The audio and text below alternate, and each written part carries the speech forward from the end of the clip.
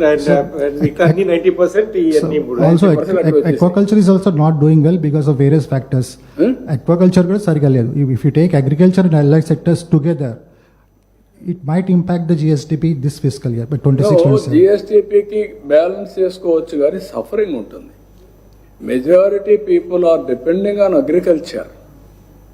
That is the mass, that is the biggest challenge for us.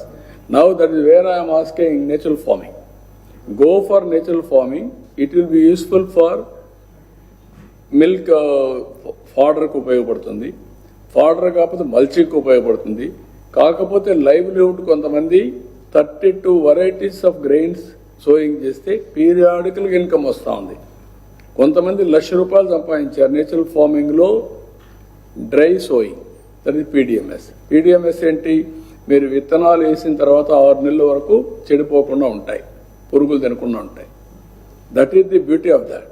We are ఇన్నోవేషన్లో 20 లక్షల ఎకరాలు natural farming చేసే ఏకైక రాష్ట్రం మంది. మనకు ఒక అవార్డు కూడా వచ్చింది.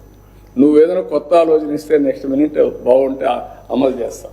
సార్ VGF చెప్పారు, that is include medical colleges also 10 projects VGF మెడికల్. అవన్నీ VGF అడిగాం, VGF ఇస్తున్నారు.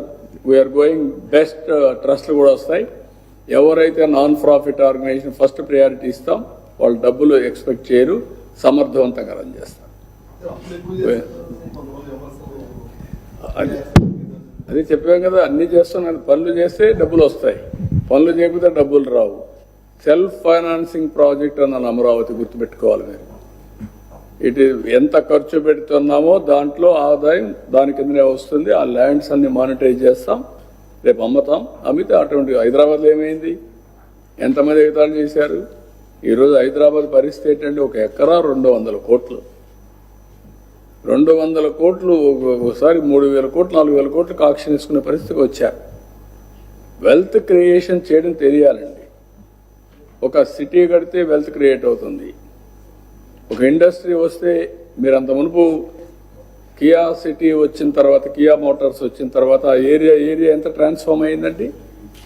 నీళ్ళు వస్తే ట్రాన్స్ఫార్మ్ అవుతుంది, నేషనల్ హైవే వస్తే ట్రాన్స్ఫార్మ్ అవుతుంది, నేషనల్ హైవే వస్తే ఆ పక్క ఈ పక్క పెరిగిపోతుంది value. This is where all of you has to మీరు నేర్చుకొని ప్రజలకు కూడా నేర్పించే పరిస్థితిలో ఉండాలి. ఇంకా అన్ఫార్చునేట్ మీరు నేర్చుకోవడం లేదు, ప్రజలకు నేర్చడం లేదు. కొంతమంది బాధ్యతారహితంగా ప్రవర్తిస్తూ ఉంటారు. అంటే irresponsible. What happened Bangladesh, what happened Nepal, what happened other దేశాల్లో ఏంటి? బ్రిటన్లో ఏమైంది? డెమోక్రటిక్ కంట్రీస్ ఎక్కడ లీడర్షిప్ ఉందండి except India? Can we forget about all these things? Theory అందరూ చెప్పొచ్చు, మీరు కూడా ఊహించుకొని థియరీలు చెప్పొచ్చు, దాన్ని చేసి చూపిస్తే reality. That is outcomes. Sir 10 లక్షల కోట్ల 1.5% పెరిగింది. పెంచావు చాలదు, ఇంకా నా లెక్క ప్రకారం ఇంకా చాలదు. దాన్ని డబల్ చేయాలి, ఇంకా పెంచాలి. పెంచితేనే అవుతుంది. అందుకే నేనేమన్నానంటే, నేను వెల్ఫేర్ ఇవ్వలేదనుకోండి మీరే అంటారు చెప్పిన మాట తప్పేశారంటారు. కాబట్టి అది ఇస్తూనే ఇది పెంచాలి, రెండు బ్యాలెన్స్. సార్ 10 లక్షల కోట్ల అప్పులతో 2 ఏళ్ల క్రితం పాలన ప్రారంభించారు. 1.5 కోట్ల సంక్షేమాన్ని అందించారు. At the same time parallel గా అభివృద్ధి విషయంలో కూడా అదే మోటివ్తో వెళ్తున్నారు. ఎలా సాధ్యమైంది? గత ప్రభుత్వానికి ఈ ప్రభుత్వానికి ఏంటి ఆ వేరియేషన్స్ ఎలా చేయగలిగారు? అంటే ఎవ్రీవేర్ స్ట్రగుల్ చేస్తున్నాం, క్లియర్ కట్ విజన్ పెట్టుకున్నాం, ఇచ్చిన ప్రామిసెస్ అన్ని నెరవేర్చుకుంటూ ట్రస్ట్ ఫ్యాక్టర్ని నిలబెట్టుకున్నాం, నమ్మకాన్ని నిలబెట్టుకున్నాం. ఈ 2 ఏళ్లలో నమ్మకాన్ని నిలబెట్టుకున్నాం కాబట్టి ప్రజలు కూడా పాజిటివ్గా స్పందించే పరిస్థితికి వచ్చారు. అదే సమయంలో వాస్తవాలు ఎప్పటికప్పుడు ప్రజలకు కూడా తెలియజేస్తున్నాం. ఈరోజు 2 ఏళ్ల journey with clear vision we are able to overcome so many problems. But historical and విధ్వంసంతో వచ్చిన ప్రాబ్లమ్స్ ఇంకా ఉన్నాయి. ఇది 30 ఏళ్ళు పడుతుందని ఆ రోజు చెప్పాం మేము. ఇప్పుడిప్పుడు రికవర్ అయ్యాం, కానీ ఇంకా ఫుల్గా టేక్ ఆఫ్ అయిపోయాం, ఇలాంటి అన్నీ అయిపోయినాయి, సమస్యలు లేవని నేను చెప్పడం లేదు. ఈరోజు మన దగ్గర ఎల్నినో వస్తే ఎంత ఇబ్బంది పడుతున్నామో, ఇలాంటివి వచ్చినా ఇన్సులేట్ అయ్యే సస్టైనబుల్ మెకానిజమ్స్ క్రియేట్ చేయాలి. ఇన్వెస్ట్మెంట్స్ బ్రాండ్ ఇమేజ్ మీకు అంటే చాలా ఇన్వెస్ట్మెంట్. ఈ 2 ఏళ్లలో రివైవ్ అయ్యింది, బ్రాండ్ ఇమేజ్ రివైవ్ అయ్యింది. ప్రతి ఒక్కరు ఎత్తుక్కుంటా వచ్చే పరిస్థితి వచ్చారు.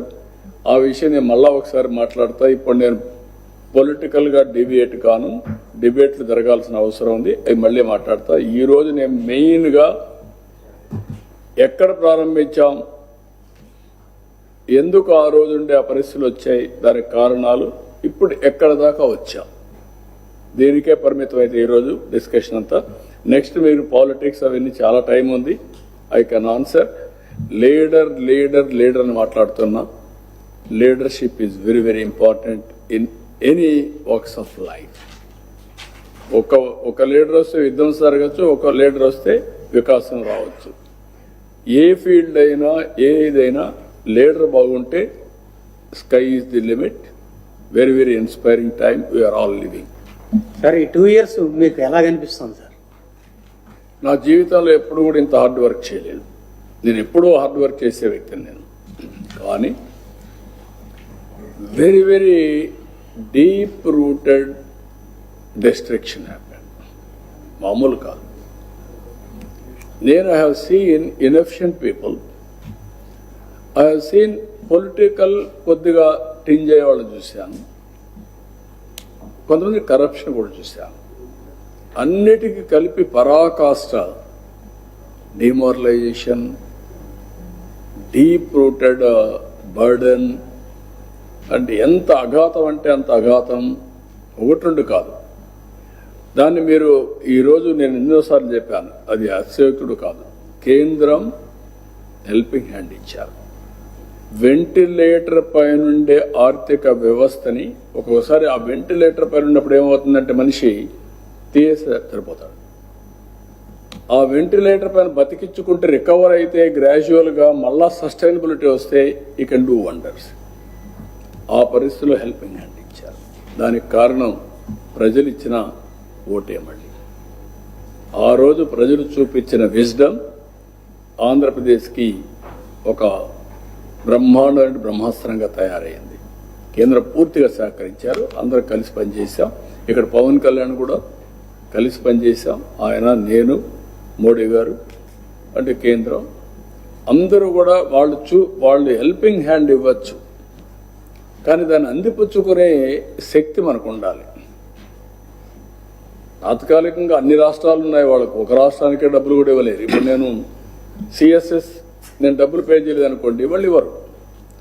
ఇచ్చిన తర్వాత 4 ఇన్స్టాల్మెంట్స్, 5వ ఇన్స్టాల్మెంట్కి వెళ్ళా, ఎక్స్ట్రా మనీకి వెళ్ళా. That is our capacity. ఆ కెపాసిటీ నిరూపించుకున్నా వాళ్ళు హెల్పింగ్ హ్యాండ్ ఇచ్చారు. 2 కలిపే కొందికి ఇప్పుడు రికవర్ అవుతుంది. మీరు అభివృద్ధి ఆదాయ వనరులను చెప్తూ ఉంటే జగన్ గ్రేట్ స్టోరీ అంటారు.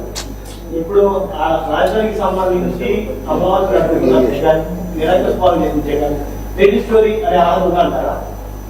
నేనేమంటానంటే రాష్ట్రంలో చైతన్యం ఉన్నంత వరకు ఇలాంటి వాట్ల సాగవు. నేను ఇంకొక ఇష్యూ కూడా చెప్తాను, ఎప్పుడు మీరు గుర్తుపెట్టుకోవాలి.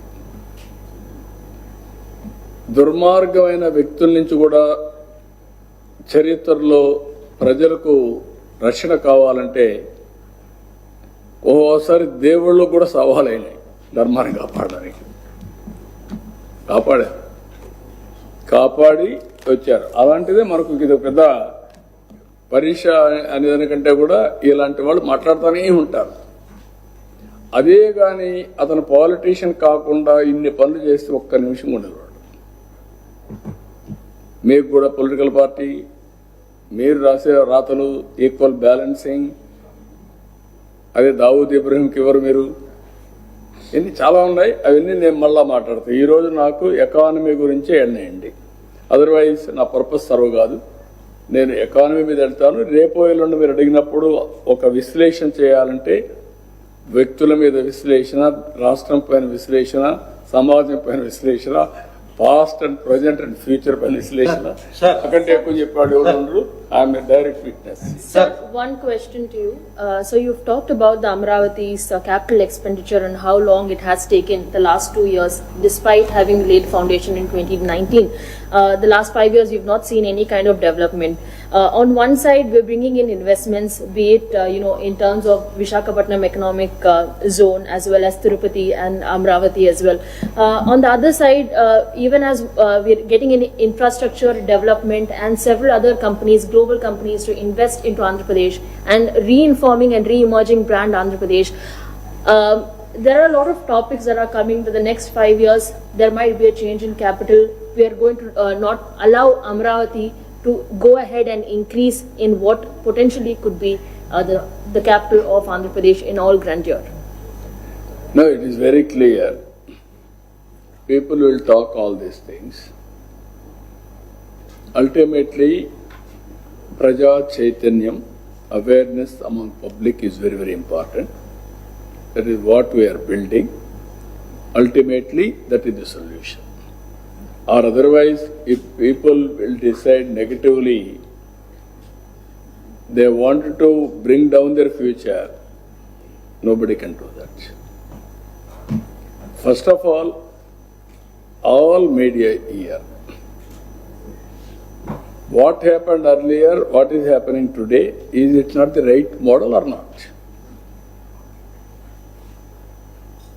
It is my responsibility as Chief Minister of the state to steer it. Okay, Pawan Kalyan garu, Janasena is supporting me because state interest. Narendra Modi at the helm of affairs is always supportive. Is it not your duty to support and take forward? And also public should understand, take forward. This is a debate, unnecessary debate and unnecessary illusions. I can say illusions. That is not a correct approach. Earlier, I used to do only on development. Now I wanted to communicate to the people which is right, which is wrong. Otherwise, I am not doing justice for the state. Even sometimes, I have to take very harsh decision on law and order. I have to take. I have to protect you. To protect you, I have to punish culprit. If I want to punish culprit, he will harass you. Where is the protection for women? If I won't be harsh and stubborn. These are all various issues. I will talk to you all those things some other time, very elaborately. But today, my duty is to communicate to the people what happened for the last 2 years, where are we? Where we started, where are we? Adi meer gaani correct ga presentation cheyagalite, you are also doing some service to the state and nation. Thank you. Thank you, sir.